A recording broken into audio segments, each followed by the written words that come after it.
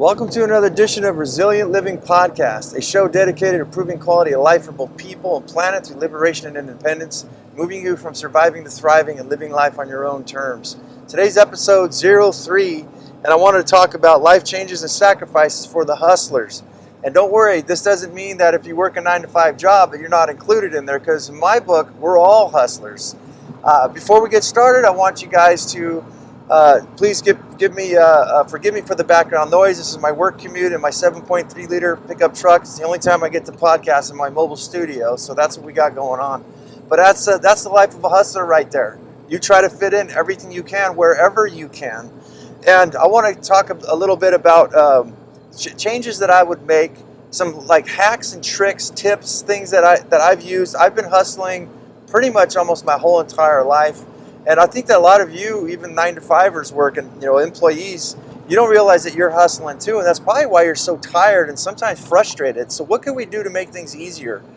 So let's start off first by one thing I've learned from millionaires is to clear the desk. And what this means, a lot of these things are philosophies. And a lot of the things I say, I even miss sometimes, where I look at, if you can think of this as a philosophy, and maybe just because I'm speaking of one particular thing, that you can look and see how this could be stacked into functions, how this could be related to other things. So clearing the desk, for instance, doesn't mean just about all your paperwork and your pens and papers and stamps and stuff like that to put everything away, although it helps. Clearing the desk is a philosophy that when you get phone calls and you have contracts to do, you have people you need to call back. If you own your own business and you have a secretary, it's good practice in my book to have that secretary notify somebody and to know that you will be in contact with the owner and get your answers heard within the next business day. No longer than the next business day. We don't do 2, 3, 4, 5, unless it's something completely ridiculous. But I really look at owning your word is very, very important. Once you lose your word, you lose your word for good. It's not really going to help you out too much. So it's really good to show up when you say you're going to show up, do what you say you're going to do, and make things happen. Once you get known as somebody who makes things happen, you're punctual, especially in my world. There are so many people who do not show up, who do not return phone calls, and it's ridiculous. And I think it's because they don't have their desk cleared. So the desk cleared, getting back on that, means that when you get your junk mail and things like that, or you get your mail, as you're walking over to your desk, start fumbling through it, look at what's bad, what's garbage mail, separate everything, put that in your recycling bin. Hopefully you're recycling because it's good for the planet. And then look at what bills you have. I, for instance, pay my daughter's Medi-Cal bill. So when that comes in, I actually pay it right then and there, right on the spot. I get rid of all my bills. I don't just stack them all up. I make sure I get it done. That way everything's clear, because I have so many things to do in my hustling life that if I just put everything on the desk and try to do it on Saturday, Sunday, or Friday, by the time Friday comes around, I've got a big giant pile and it turns into hours. So, and that psychologically, having that desk clean, that philosophy every single day really helps out to keep you focused. And because a dirty, disorganized life really makes you out of whack. And we're going to get into that because I'm actually experiencing that right now. Let's talk a little bit about why I would come from, why you should listen to a hustler like me. To the extent, I don't want a lot of people, I don't recommend to do what I do. Besides, I don't think very many people can mentally hold on to it, but let's just put it into context this way. I already run another podcast and a YouTube channel. I'm running this podcast, Resilient Living Podcast, and we're also broadcasting this on YouTube, and we're also looking to open up on TikTok and Instagram to get promotions, to promote this show. So I'm running two podcasts, two YouTube channels. I own a construction company. For those of you watching this on YouTube, you see this vest. This is my safety vest. This is what I wear to work. So I'm on my work commute from between jobs right now, and that's when I'm talking to you guys. So I'm constantly on it. I own my own construction business. I have to write blogs and stuff like that to keep that business going, get more customers, make sales. I run the whole business show by myself. And it gets pretty insane. I also am a single father. I have zero help. I have to meal plan every single day. I have to get things set up. And we're going to talk a little bit about that. But that's my life. Besides, I like growing my own food because I'm a resilient rebel. That's what I like to call it. I rebel against the system And I've got to be at my farm, my spin farm location that's growing food on a property I don't actually own. I pay the water bill and give them food in exchange for me utilizing their property, which is a show in of itself. But what I've done is I've got to go over there at least once a week. I've invented a system called biodegradable container gardening, and you can find that at biodegradablecontainergardening.com. I grow my own food, and I also looking to do that as a business. We're looking to do live workshops online. I'm looking to do live workshops locally, so I also have a Facebook group for that. So just to cut it short, you guys can see it. We're not even done yet. That's all the stuff I've got to do. So if my life's not organized, I'm in a really bad place. Next I'm going to talk about using timers and alarms. Boy, can these things really help your life out. I've got to set an alarm for just about everything. So if you want to be punctual, you don't ever want to be late, and you don't want to forget things, definitely set schedules. I've got stuff, for instance, I get up at like 5 o'clock in the morning, and I'll go off a little tangent here. I used to work till like midnight. That was my shut off. So I'd work all night. Once midnight came, no matter what I was doing, it's time to put the phone down or the computer and just give it up for a minute. So what would happen is I'd get up at like 4:30, 5 o'clock in the morning because I'd want to get exercise and stuff like that. So I'd set myself an alarm for, say, 4:30 in the morning. And if I just happened to have a really bad morning, a bad night of sleep, or I woke up a few times or something like that, I also would set my alarm for like 5 a.m., 6 a.m., 7 a.m., just in case I didn't wake. I had multiple. So that way, if you are feeling really sick, it was only maybe once in a great while. I mean, I'd wake up, it felt like I had a migraine. I took some aspirins and went back to bed, and my alarm was right there to wake me back up and get me back in tune where I need to be. Excuse me while I'm driving with these crazy people around here. So yeah, and then the timers. I get people who like to chat. They like to call and really take a lot of my time. So what I like to do with that is when they do call, I'll give myself, say, a 30-minute timer when I know the phone call's coming in. If we can't say it in 30 minutes, and it doesn't really need to be said. I mean, I've got a lot of work I got to do, and sure, some of these people are retired. Some of them have not much going, they've already done their work, but my job is continually going, and I think that you owe it to yourself to not be robbed. We're not obligated. So to give people a lot of that time. You can't buy time back. Once it's gone, it's gone. So I like to set my timer for about 30 minutes on certain stuff, and then that's it, right? Jobs, certain tasks, which we're going to get into, timers and alarms, they're all set up. For instance, I have 7 p.m. is what my alarm is now, and I stack functions is what I want to teach on the show.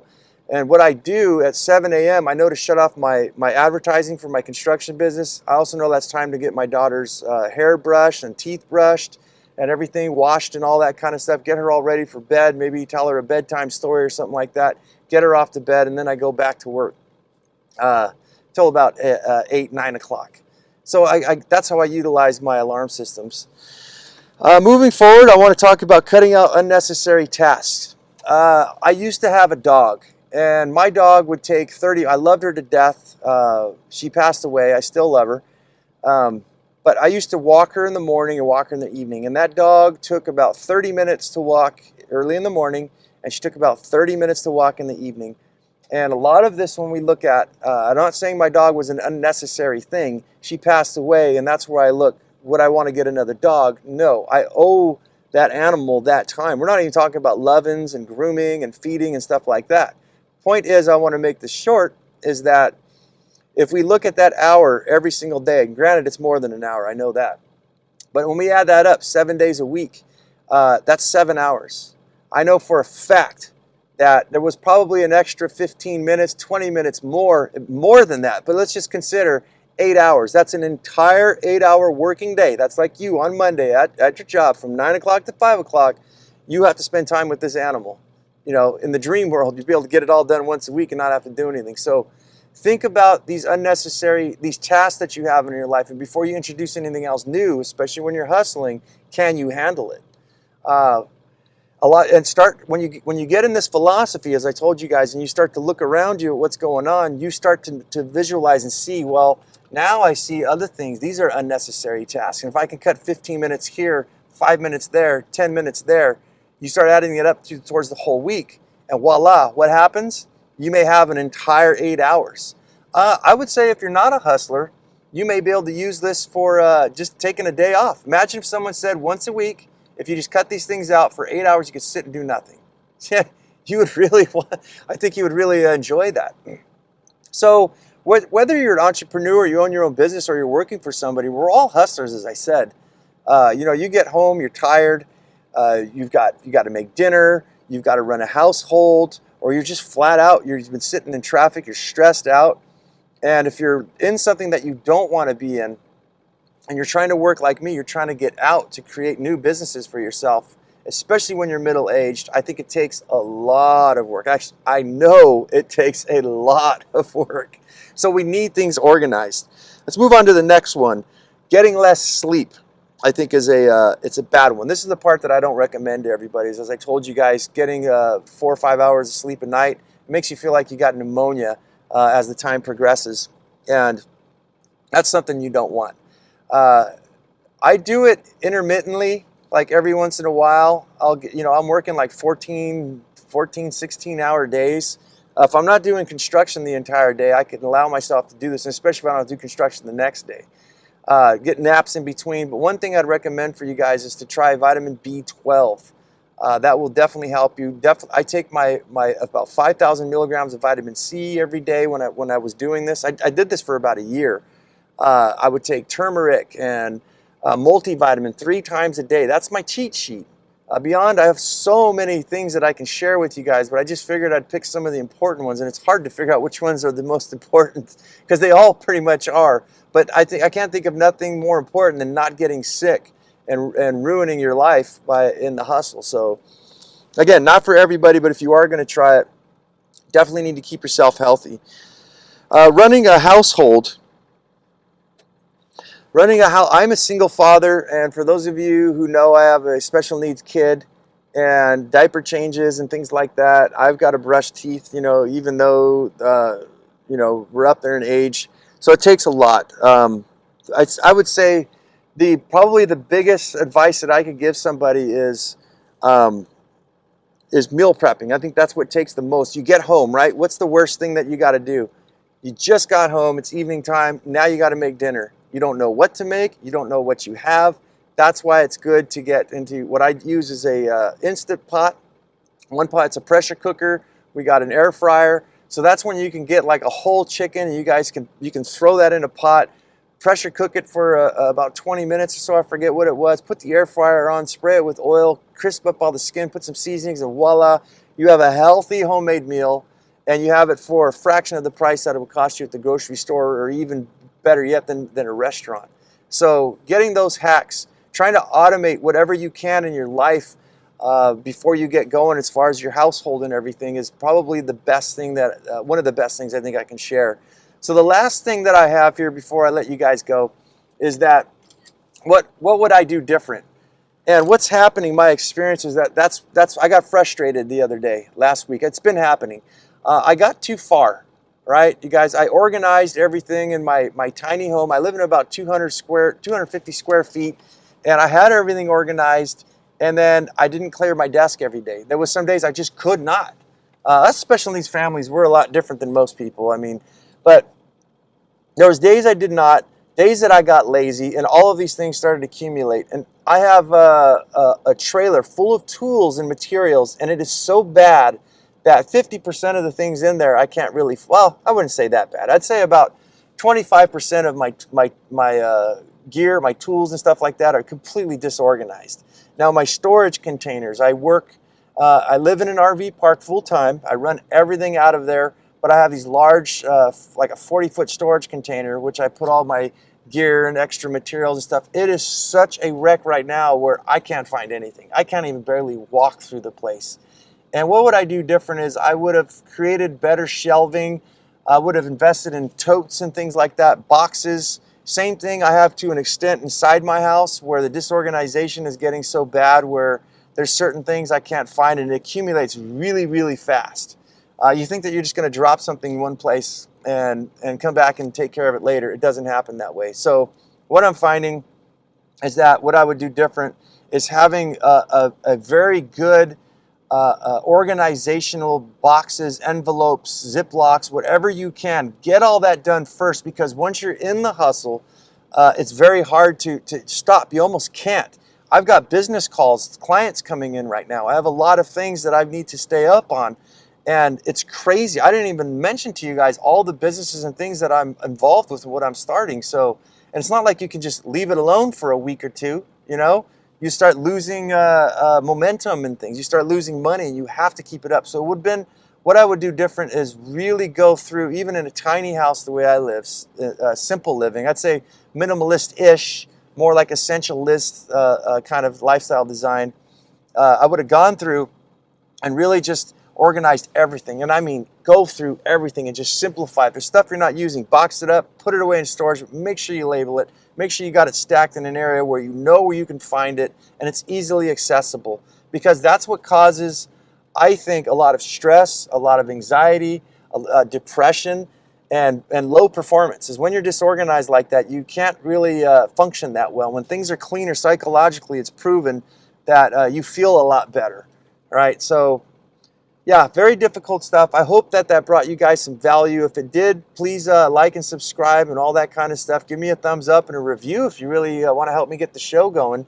So guys, this is Resilient Living Podcast, and I hope you guys like it. We've got a website coming soon, which will be located at resilientlivingpodcast.com.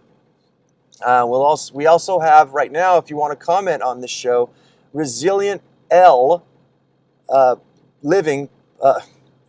One more time, Resilientlpodcast at gmail.com. Everything will always be in the descriptions below.